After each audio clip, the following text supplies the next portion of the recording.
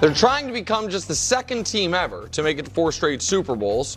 And after just finishing the greatest 3-year stretch in NFL history, they're going to try to have the greatest 4-year stretch in NFL history. But to do that, they're going to have to make it to and win the Super Bowl.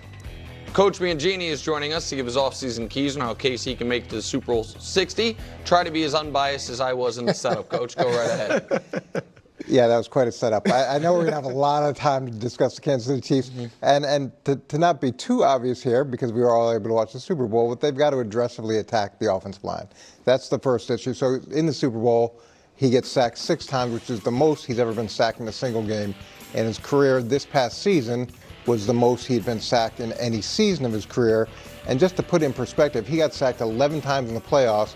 In 2019, he got sacked a total of 17 times the whole season. That was only 14 games, but still, proportionally, it's incredible. And it's very similar to what they were feeling after the Tampa Bay Super Bowl. Protection was an issue there. Protection's an issue here. 4 different left tackles throughout the course of the season, with Thuney finishing up the year. Obviously, that's not where you want to be. And then they've got the other issue of Trey Smith now is a free agent. Trey's started 80 games since he's been there. So it's not just addressing the tackles. You also have the Trey Smith part of it.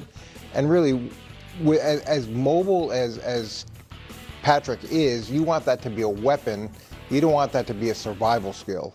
And it's gotten to the point where it's more of a survival skill. All right, so let's stay here just for a second, because Tampa Bay Super Bowl, they hadn't really invested in the offensive line, and they had a bunch of injuries. They then, signed Thuney, they draft Creed, they draft Trey Smith, they went out and traded for Orlando Brown, they revamped the whole thing. The Chiefs right now have a $20 million right tackle, the highest paid center in football history in Creed, who's awesome, and Joe Thuney, who at the time was the highest paid guard ever. Do you think that it is smart for them to pour more financial resources into that spot, or they drafted offensive linemen in the 2nd and 3rd round each of the last 2 years? Those guys weren't ready to play this year. Or do you have to try to use the guys they've drafted, Wanya Morris or Kingsley Suamataia? Because it's just to be fair, they haven't been cheap on the offensive line. Those guys just got their butts whooped in the Super Bowl. Yeah, I don't think you necessarily have to solve every problem with money, but you've got to look objectively at what you have on the roster, and you've got to be realistic as, okay, we may have drafted this guy in the 2nd round, but he's not progressing as well as we expect him to, and maybe we don't think he's ever going to be the guy that we hoped he is. So you've got to have some honesty there in terms of what you have, and then when you've got a guy like Patrick Mahomes and you're playing a game. You're playing the Super Bowl. There were times where receivers were open. He had chances for big plays, but he just couldn't get the ball off. So yeah, you don't want to be disproportionate in the way that you allocate your resources. But in order for their greatest resource, Patrick, to be as effective as he can, they've got to get that right, and it can look a lot of different ways. Quick, for me, I feel like you have to address inside out. I get it, left tackles, right tackles, tackle positions are very important. But what I saw in the Super Bowl with Joe Thuney obviously moving out, playing tackle since week 14 or something like that, the void and having voids now on edges and up the middle. If you were to lose Trey Smith, which is very likely. I think they are going to lose. Which is very likely. You have to, and Patrick Mahomes can deal with the edges, but having defenders come free on the edges and inside, that's asking him to overcome a lot. That's eliminating his running ability and using it as a resource and taking it away from it being a weapon, as you mentioned. Yeah, and with Tom Brady, we always were going to keep the middle of the pocket firm. That was a starting point, because the idea was that if you push the pocket on him and he couldn't step up, that he couldn't vacate out left or right.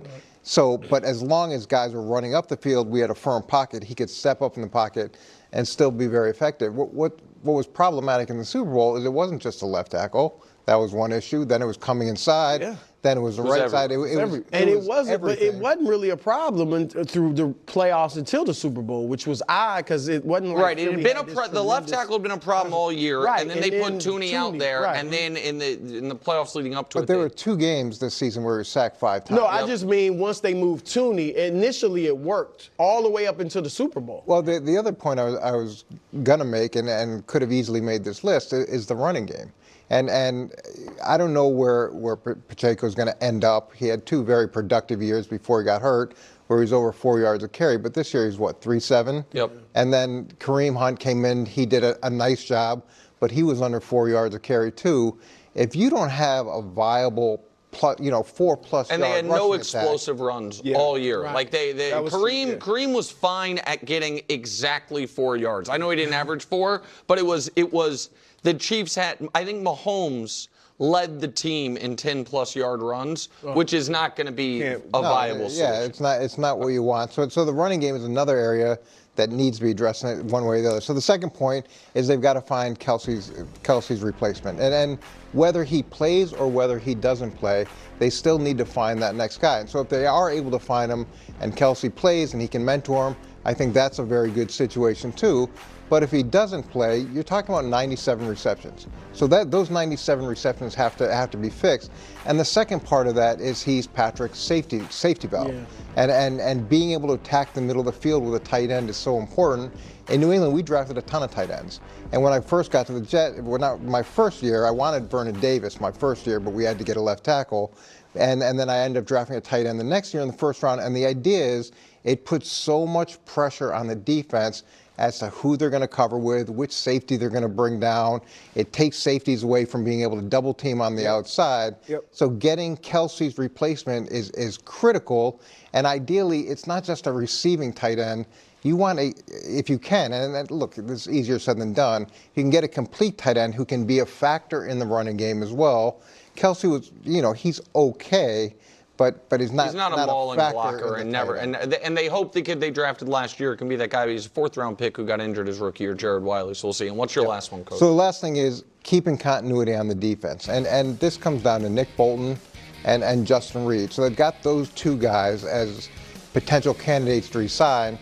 When you hear people talk about Nick Bolton, it's not just his production, but it's his leadership and it's his communication. And the Mike linebacker is so important because he gets the line set and he gets the secondary set. Okay, and so we had Teddy Bruschi, and then at safety you've got Lawyer Malloy or you've got Rodney Harrison. They have to work together. I'm not sure how much Reed is figures into the communication, but it sounds like it's significant. And when you've got a defense that's as blitz heavy and as adjustment heavy as what they've done, you got to think seriously about re-signing either both those guys or at least one of those guys, because it's not just the talent that's leaving the building, but it's the ability for their talent to make the other talent around them effective. I actually like that one because the understanding of schematically what you're doing is critically important. Nick Bolton is a guy that I've always felt like he flies under the radar, but he makes big plays. He's a moments guy, and he's had a moment in the Super Bowl. Super Bowl 2 years ago. A couple years ago. Like, those guys are huge because the communication piece and the understanding of what they're being asked to do and everybody else. Look, they've proven they can win without Mahomes like being at his best the last 2 years. Even this year, they got to the Super Bowl. But I do want to see him play better just because, one, I do want the light show. And I think with Worthy, with Rasheed, that'll help him. But Kelsey may not be there. And I think, Nick disagrees, but I think the competition, the Ravens, the Bills, there's that Chiefs mystique I don't think is going to be there next year, right? So I think the competition is going to be a little bit tougher. They won't be shook when they play the Chiefs. So I think Mahomes, I'd like to see him he's only 29. He should be playing better. Like, I think his passer rating is 93 the last 2 years. That's like 17th in the league. No, he's obviously better than that. So